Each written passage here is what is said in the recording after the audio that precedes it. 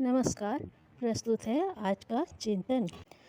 धर्म निष्ठा और तप साधना के प्रतिदान प्रतिफल के रूप में महाराज युधिष्ठिर को अक्षय पात्र मिल गया।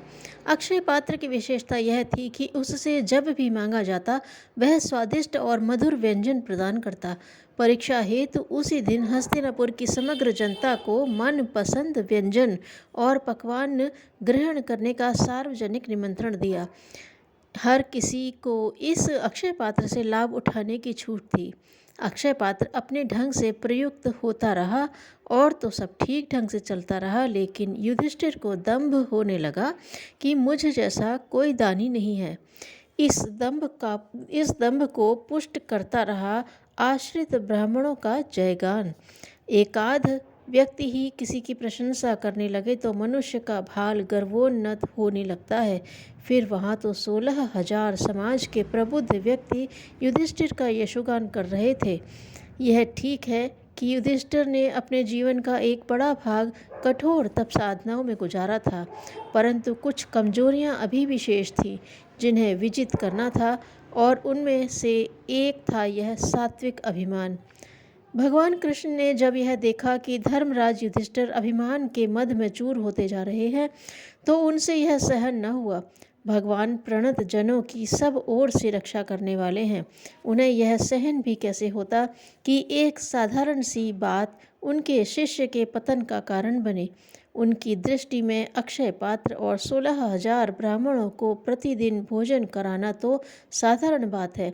कई बार भगवान ने उन्हें परोक्ष रूप से समझाया भी सही, परंतु युधिष्ठिर समझने में असमर्थ ही रहे। एक बार अवसर देखकर श्री कृष्ण ने प्रत्यक्षतः भी कहा कि धर्मराज, मैं मानता हूँ कि ब्राह्मणों के लिए तुम भोजन की व्यवस्था कर पुण्य कार्य में संलग्न हो, परंतु उसके लिए अभिमान नहीं करना चाहिए। परंतु प्रभु, मैंने तो ऐसी कोई बात नहीं कही कि जिससे अभिमान टपकता हो, युधिष्ठिर ने कहा। अभिमान बातों से नहीं क्रियाओं से व्यक्त होता है, भगवान ने कहा, और युधिष्ठिर को लेकर महाराज बलि के पास पहुँचे। बलि को युधिष्ठिर का परिचय देते हुए उन्होंने कहा, दैत्यराज, ये हैं पांडवों के अग्रज महादानी युधिष्ठिर।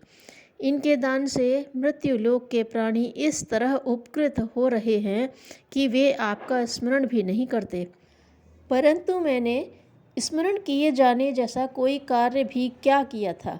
बलि ने कहा, मैंने वामन को केवल 3 पग जमीन देने का वचन दिया था और वही पूरा किया भी। अब यह बात अलग है कि वह वामन विराट बन गया है। महाबली, आपने सब कुछ खोकर भी अपना वचन पूरा किया, इसलिए आपकी ख्याति अमर हुई। धर्मराज की कीर्ति भी आपके यश की होड़ कर रही है। आप दोनों पुण्यात्माओं का मिलन निश्चय ही सौभाग्य है। बलि ने युधिष्ठिर की कोई पुण्य गाथा सुनाने के लिए भगवान से कहा। भगवान कृष्ण ने उनके पूर्व जीवन का संपूर्ण विवरण क्रमवार सुनाया और अक्षय पात्र 16,000 ब्राह्मणों को भोजन कराने की नियम परंपरा का भी उल्लेख किया।